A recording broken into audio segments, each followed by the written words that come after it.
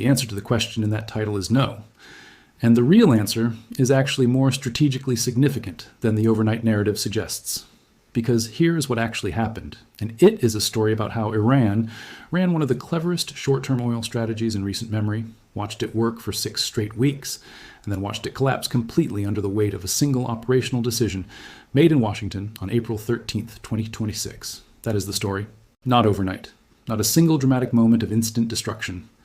A 6-week window during which Iran was making more money from oil than it had been making before the war started, followed by a collapse so total that by May 2026, Iran had exported zero, that is zero, not reduced, zero, large crude oil cargoes for the entire month, with May revenues falling below $200 million against a pre-war monthly baseline more than 20 times that figure.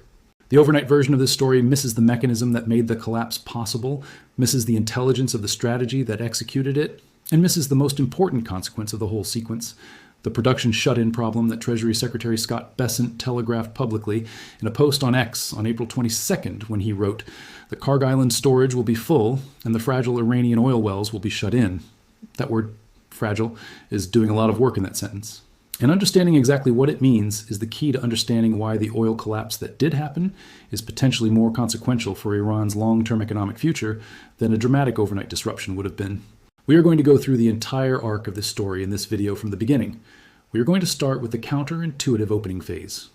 The 6 weeks between February 28th and April 13th, during which Iran was not losing oil revenue but gaining it, exploiting the very conflict that was destroying its military infrastructure to generate a windfall from artificially elevated global oil prices.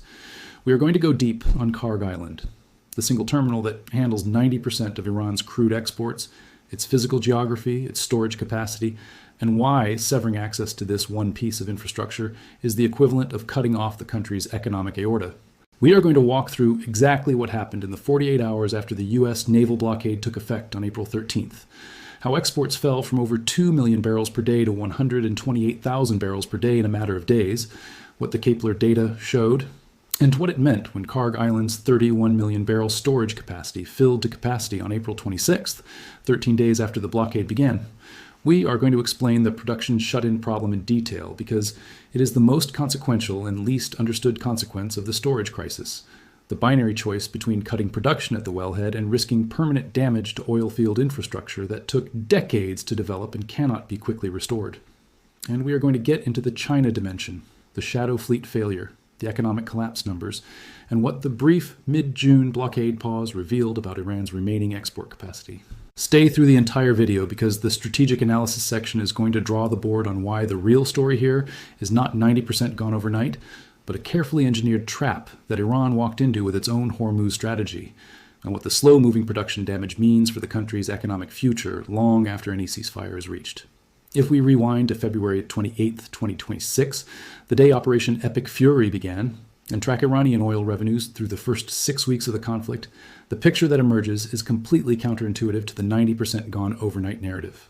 On the day American and Israeli forces began striking Iranian military targets across the country, Iran made a strategic decision about the Strait of Hormuz that was simultaneously aggressive and economically rational. It closed the strait to commercial shipping from most countries, not to its own tankers. Iran continued moving its own oil through the strait, but to the commercial traffic that normally carries approximately 20% of the world's oil and gas through that waterway every day. The effect on global oil markets was immediate and dramatic. Oil prices surged. Iranian light crude, which had been trading in the range of $90 per barrel before the conflict, pushed above $90 and on many days exceeded $100. The arithmetic of that price surge, combined with Iran continuing to export its own oil through a strait it had closed to competitors, produced something genuinely extraordinary. From March 15th to April 14th, Iran exported 55.2 million barrels of oil. At the conservative estimate of $90 per barrel, Iran earned approximately $5 billion in that one-month window, while simultaneously being the target of the most extensive American air campaign in the Middle East in decades. The military infrastructure was being destroyed, the oil revenue was going up, and the Iranians, understanding this dynamic, were doing everything in their power to extend it. Understanding why the situation could not last requires understanding Kharg Island. If you have never studied the physical geography of Iran's oil export infrastructure, the concentration of vulnerability in a single location is genuinely astonishing. Kharg Island is a small island approximately 25 kilometers off Iran's northwestern Gulf coast in the northern Persian Gulf. It handles approximately 90% of Iran's crude oil exports. Not 80%, not a majority, 90%. Every very large crude carrier, every tanker loading millions of barrels of Iranian crude for delivery to refineries in China and across Asia, loads its cargo at Kharg Island. The island is home to Iran's largest storage tank farm, with onshore storage capacity of approximately 31 million barrels connected by pipeline to producing fields across southwestern Iran. Before the conflict, roughly 3 million barrels per day of crude flowed through Kharg's loading berths onto tankers that carried it to buyers across the globe. The island is, as every serious oil market analyst will tell you, the operational spine of Iran's entire oil revenue system. It is not one of several oil terminals. It is the terminal. Sever access to Kharg Island, and you have severed 90% of Iran's crude export capacity in a single operational move, which is exactly what the U.S. naval blockade was designed to do. The blockade of Iranian ports took effect on April 13, 2026. The change in Iranian export volumes in the 48 hours that followed was not gradual.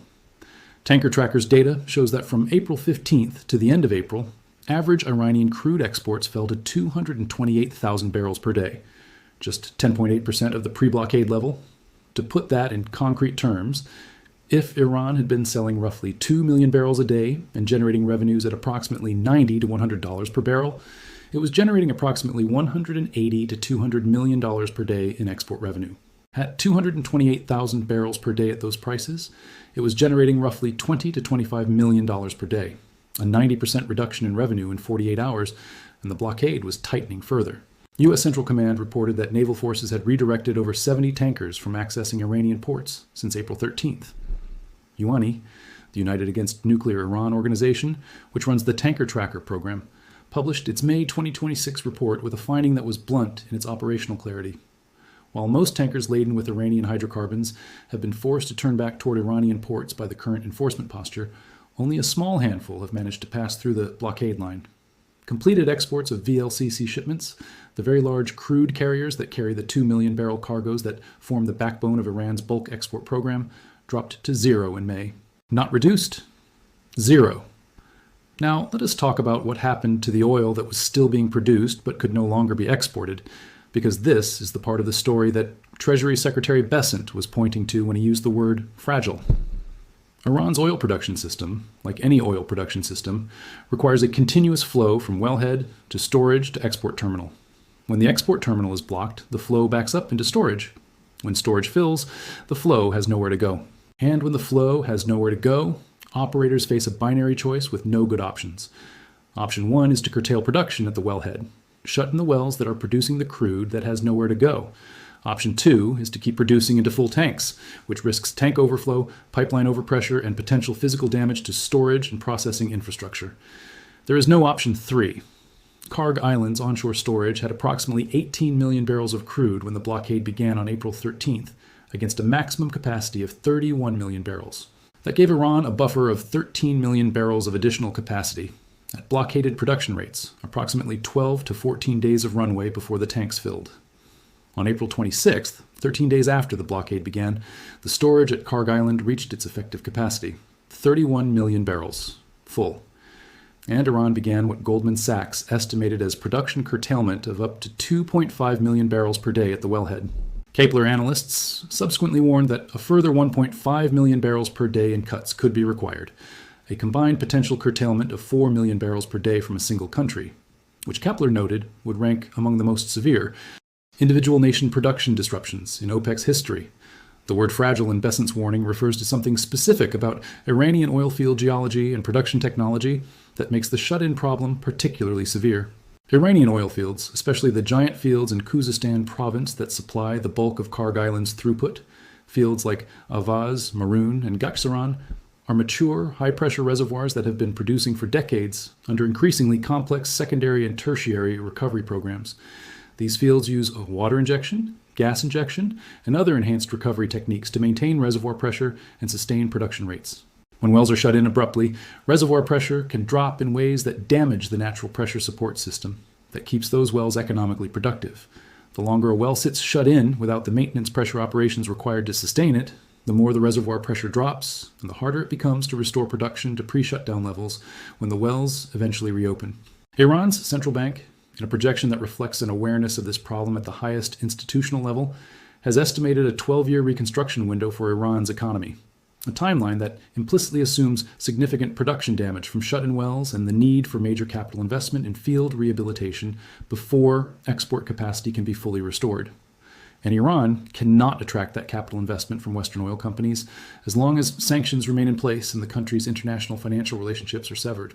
The slow-moving damage from the storage crisis is potentially more economically consequential than the immediate revenue loss from the blockade itself. The shadow fleet failure is another piece of this story that deserves detailed attention because it reveals how the enforcement architecture of the blockade was designed and how effectively it worked. Iran has spent years building a shadow fleet of tankers, aging vessels operating under flags of convenience, turning off their automatic identification system transponders, conducting ship-to-ship transfers in international waters to obscure cargo origin, specifically to move Iranian crude to buyers willing to circumvent sanctions. Before the blockade, the shadow fleet was functioning at a meaningful level, moving hundreds of thousands of barrels per day to Chinese independent refiners and other buyers willing to operate in the gray zone of international sanctions compliance. The fleet consisted of several hundred vessels of varying ages and capabilities, many of them acquired specifically for Iranian cargo after being blacklisted from legitimate international shipping lanes. The insurance picture for these vessels was already fragile. Many of them operated without legitimate marine insurance because no reputable insurer would cover them, which meant a single interdiction could strand not just the vessel, but the cargo and the crew with no financial backstop. After April 13th, this fleet revealed its operational limits in stark terms.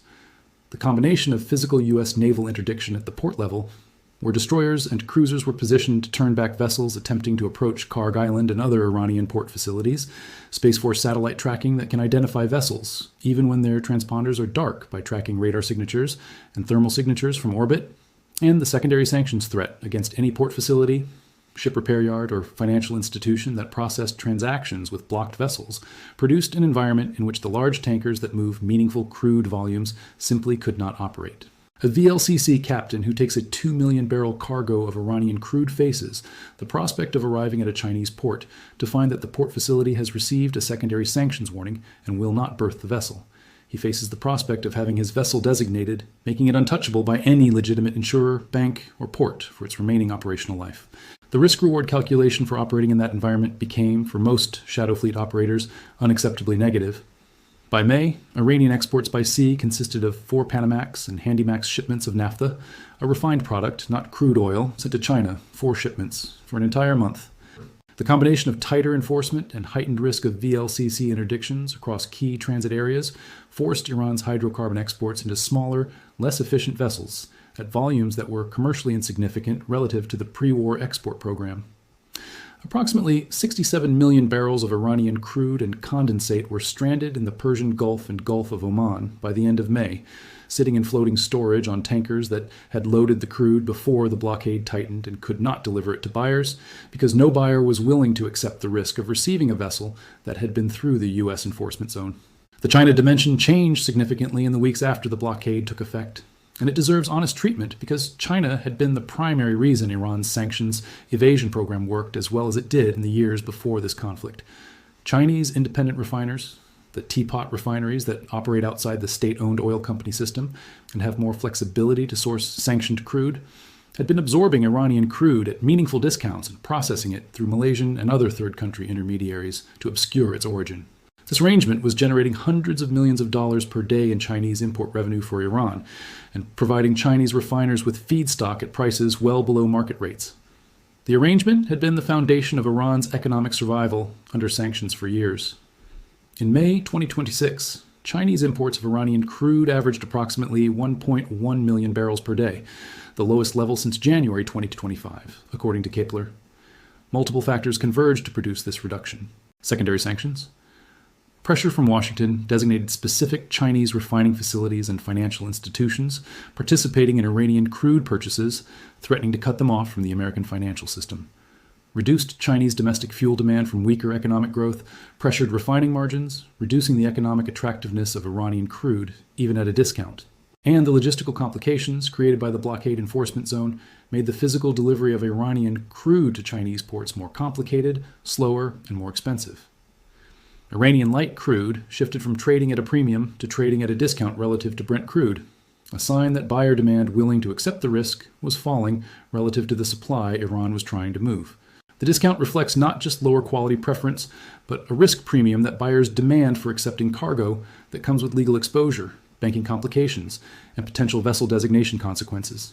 Even China, which had been the most reliable buyer of Iranian oil in defiance of American pressure for years, was reducing its exposure when the enforcement environment made the risk-reward calculation of buying Iranian crude significantly less favorable.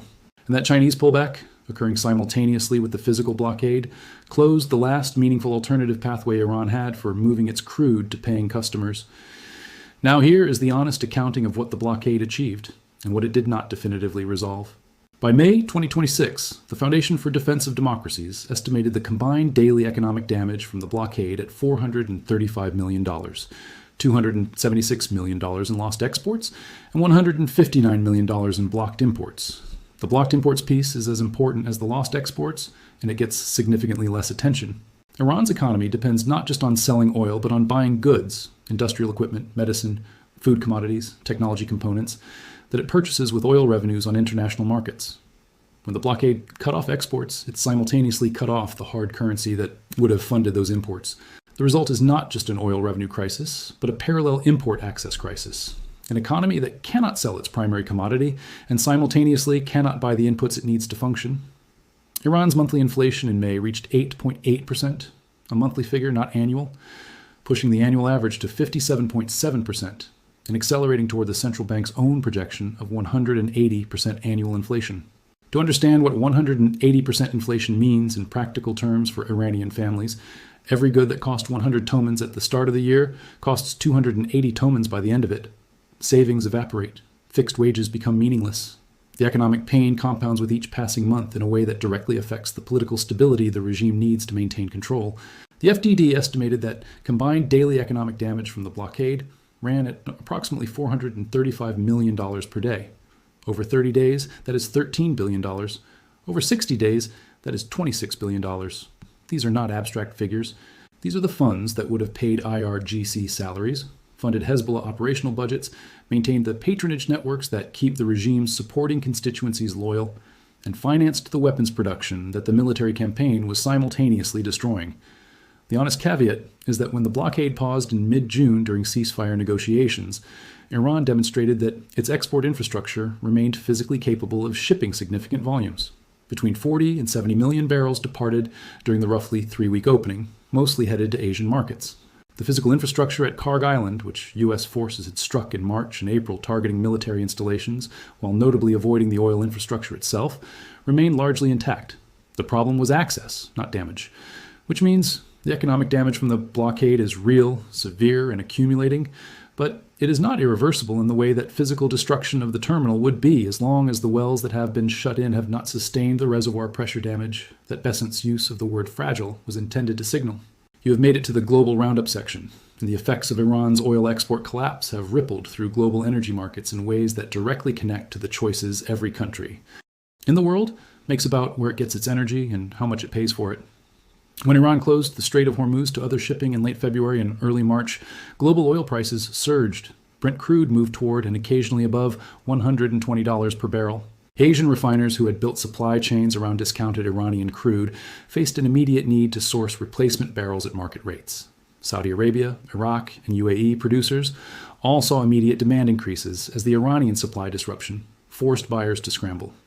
VLCC spot rates hit extraordinary levels, reflecting the spike in demand for tankers to move non-Iranian crude to Asian markets.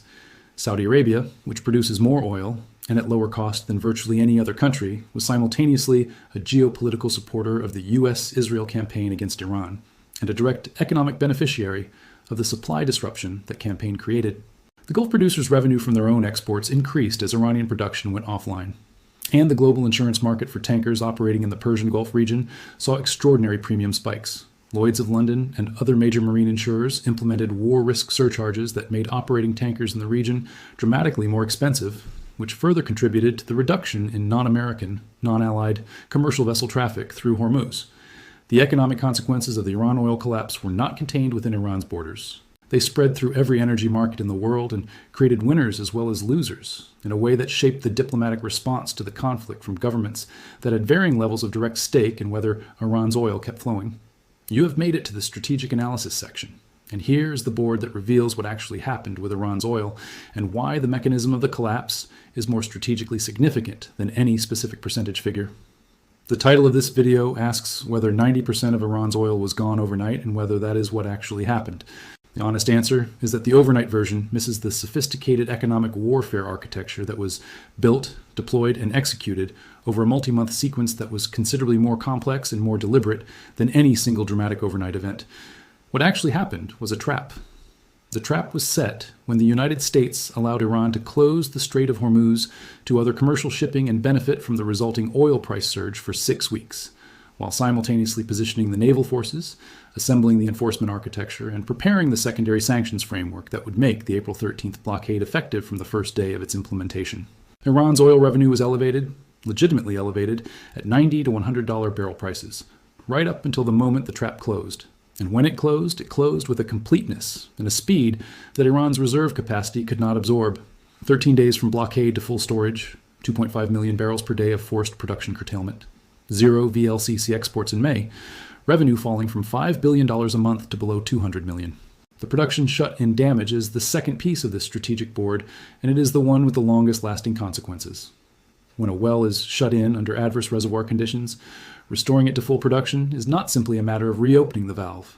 Reservoir pressure management requires continuous technical operation, and interrupted pressure maintenance creates damage that accumulates over time.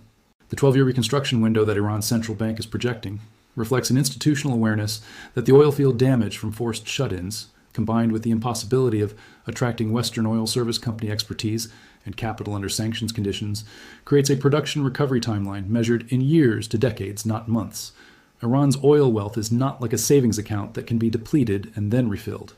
It is a physical asset embedded in geological formations that require continuous, sophisticated management, and the sanctions-driven inability to access the technology, expertise, and capital needed for that management means every month of forced shut-in creates damage that takes exponentially longer to reverse.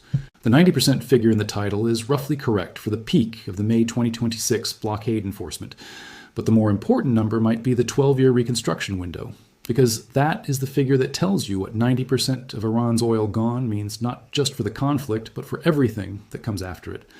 The third piece of this strategic board is what the brief mid-June opening revealed about the future of Iran's oil as a negotiating instrument.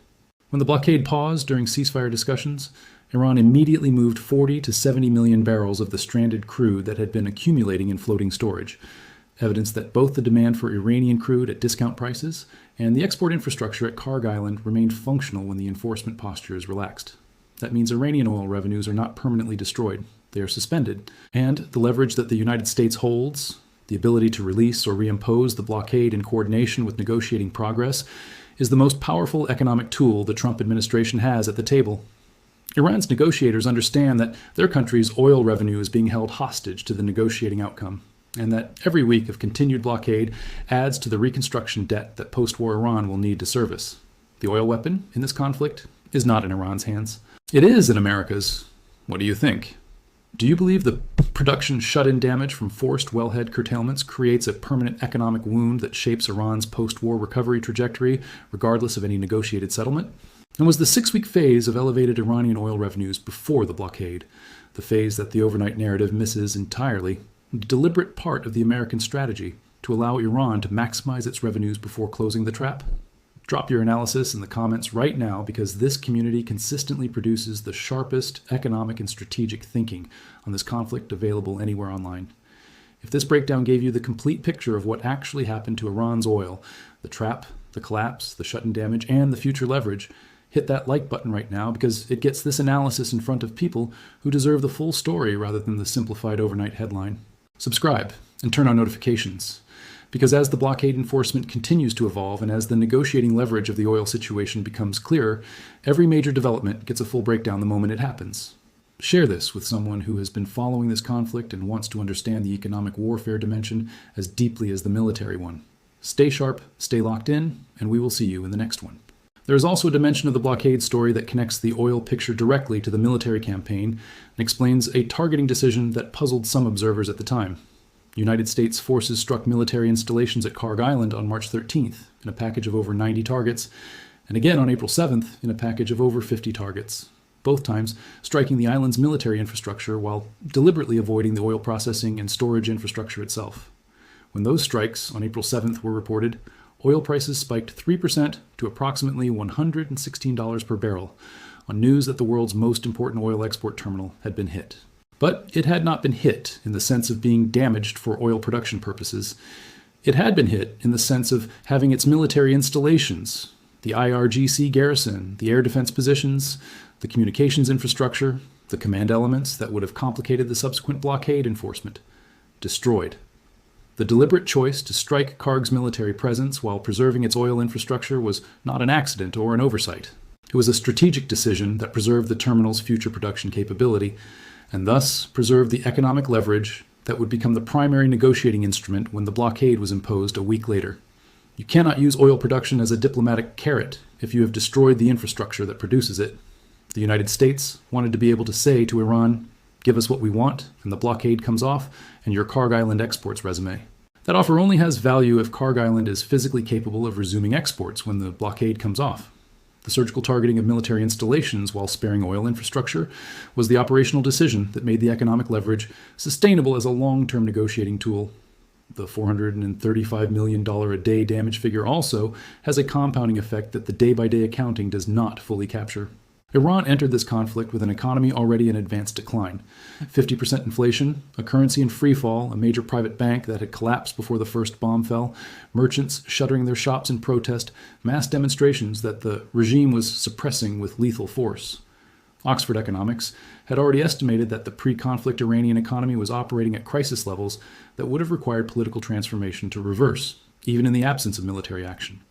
The blockade's financial impact, and layered onto a pre-existing economic emergency, does not produce a linear addition of hardship. It produces a cascade, each source of economic pain amplifying the others, each reduction in regime revenue reducing its ability to manage the political consequences of the previous sources of economic pain. When the IRGC cannot pay its salary bill, its loyalty becomes conditional. When the patronage network that keeps clerical supporters loyal loses its funding, the political coalition that keeps the regime functional begins to fracture.